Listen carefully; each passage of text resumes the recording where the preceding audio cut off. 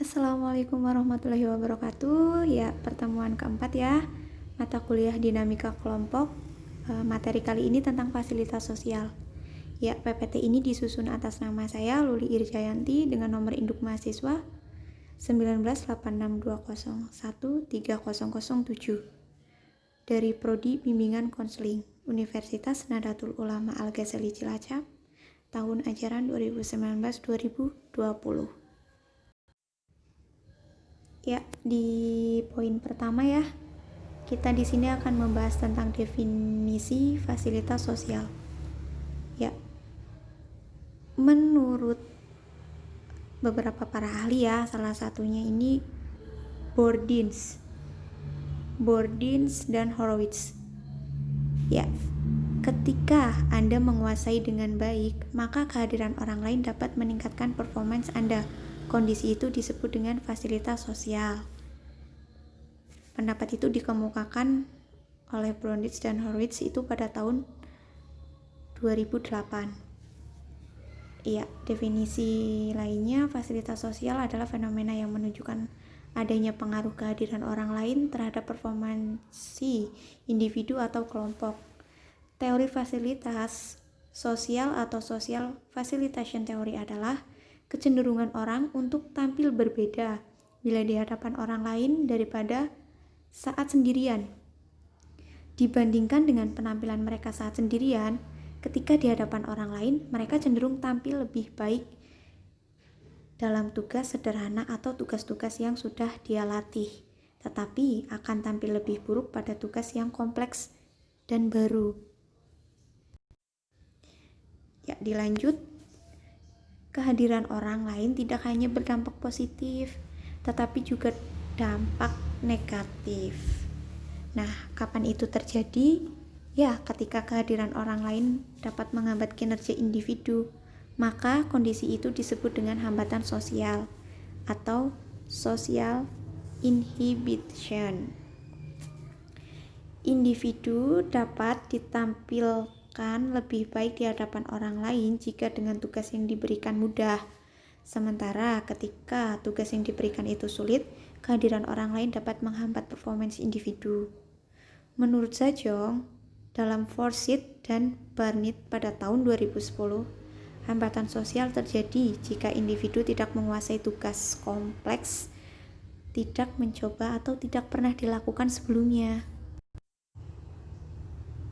Ya, di poin ini ya ada 3 hal yang dapat menjelaskan kenapa kehadiran orang lain dapat meningkatkan atau memperburuk kerja individu. Nah, yang pertama di sini peningkatan arousal atau keterbangkitan. Kehadiran dapat meningkatkan arousal atau kebangkitan ini yang berdampak meningkatnya performance. Hal ini terjadi jika individu memiliki penguasaan yang baik akan tugasnya. Jika tidak, maka akan mengalami hambatan sosial.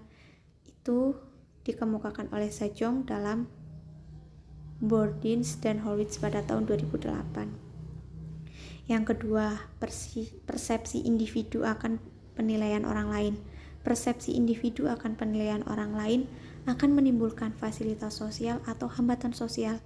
Kekhawatiran ini tentang akan apa yang dilakukan individu disebut dengan evaluation operation.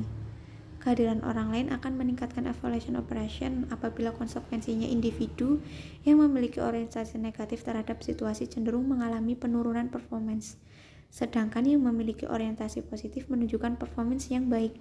Hal itu dikemukakan oleh Usil pada tahun 2007. Yang ketiga, proses kognitif dalam sosial fasilitas. Proses kognitif dalam sosial fasilitas yaitu distraction atau konflik teori. Teori ini menjelaskan bahwa kehadiran orang lain akan menimbulkan 2 konflik pada diri individu, yaitu perhatian terhadap tugas dan perhatian terhadap penilaian atau audiens. Ketika tugas dilakukan mudah, maka kebingungan atau distraction dapat diatasi dengan kerja keras dan performance meningkat.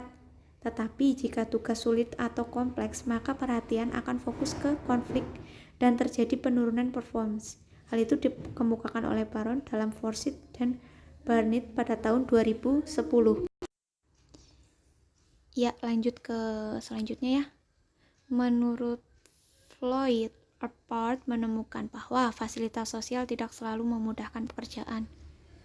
Dia dibingungkan oleh adanya banyak orang secara konstan mengalami penurunan prestasi bila bekerja di tengah-tengah kelompok. Dari uraian di atas dapat disimpulkan bahwa fasilitas sosial adalah dampak kinerja yang berasal dari orang lain. Dampak yang dihasilkan dapat berupa dampak positif, bisa meningkatkan kinerja, dan dapat juga berdampak negatif atau menghambat kinerja. Dengan adanya dua dampak tersebut, dapat disebut sebagai fasilitasi atau hambatan sosial, yaitu frase yang lebih akurat dalam menggambarkan dampak yang kompleks dari hadirnya orang lain. Nah, di sini ada contoh yang memicu fasilitas sosial ya. Contoh koaksinya yang memicu fasilitas sosial dapat dilihat pada contoh di mana kinerja pengendara sepeda meningkat saat bersepeda bersama dengan pengendara sepeda lain dibanding dengan bersepeda sendiri. Nah, contoh di mana memiliki penonton memicu fasilitas dapat diamati oleh atlet angkat besi misalnya, mengangkat beban lebih berat di hadapan penonton. Nah, fasilitas sosial kadang-kadang dikaitkan dengan fakta bahwa orang-orang tertentu lebih rentan terhadap pengaruh sosial, dengan argumen bahwa faktor kepribadian dapat membuat orang-orang ini lebih sadar akan evaluasi. Ya, baik contoh lainnya dalam fasilitas sosial yaitu peningkatan prestasi individu karena disaksikan kelompok ya. Contohnya, misal banyak pemain teater yang pada waktu latihan akting itu biasa-biasa saja, tetapi pada waktu pertunjukan yang sesungguhnya akting mereka itu meningkat luar biasa. Dalam arti penghayatan mereka terhadap peran mereka benar-benar bagus. Jadi, ketika mereka ditonton oleh banyak orang, prestasi pemain teater itu jauh lebih baik. Nah, contoh yang lainnya misal yang pernah populer ya adalah Gang Nero, yaitu kelompok anak wanita yang suka berkelahi, atau geng motor yang ada di Garut, Jawa Barat. Kelompok ini kompak dan ada perasaan saling melindungi jika mereka bertemu dengan kelompok lain. Padahal secara individu atau pribadi, ketika mereka di rumah masing-masing, mereka termasuk anak yang pendiam. Akan tetapi, jika mereka sudah berkumpul, maka seolah-olah kelompok mereka itu memfasilitasi adanya peningkatan semangat untuk berbuat sesuatu. Ya, sayangnya dalam hal ini itu diarahkan pada sesuatu yang negatif.